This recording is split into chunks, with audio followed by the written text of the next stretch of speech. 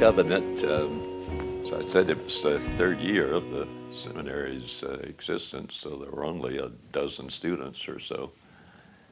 But I came because of the man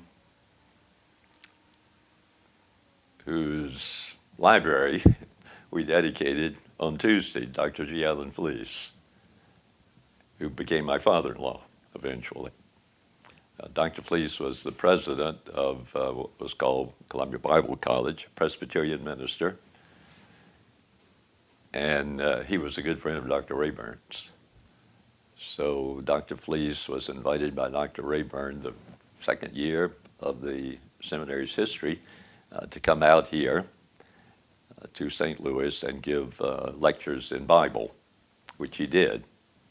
And then he came back to Columbia and he spoke in chapel one day and said, "There's a new seminary out in St. Louis, Missouri. I've just been there. It's just getting started, but it's going to be a great place. And if any of you all are thinking about seminary, I'd recommend it to you." I was a Baptist my first year. By the middle of my second year, I was a Presbyterian and joined a Covenant Church here, first Presbyterian church that I'd ever joined. I think the impact that it made on me, and the reason I was able to move the way I did into Presbyterian Reform theology, was the fact that I knew so much about the Bible, but Covenant enabled me to see it as one book, as one story. I knew all the little stories, but I didn't quite understand the big story. And so studying in the various classes, I began to see how the Bible really did fit together.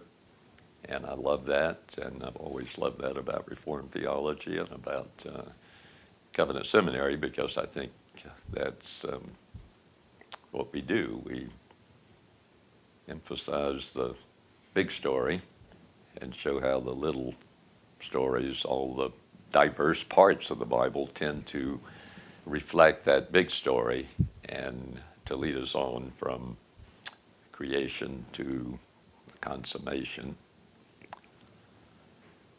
So a lot of reasons to love Covenant, but I would say theology is certainly one. Community is certainly another. Wonderful friends through the years. And everywhere I go, there are people that know me or I know them because we've shared times here. And now meet people all over the place that I don't know, but they know me because they've listened to the lectures that are available online. And that's been a wonderful thing, too, for people to have an opportunity to do that. My wife, of course, was Presbyterian because her father was a Presbyterian minister. So I would say it was my wife, my father-in-law, and Covenant Seminary, and God that made me a Presbyterian.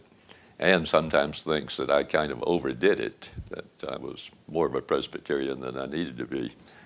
But now I'm pastor of a Baptist church, so people don't have to worry about that.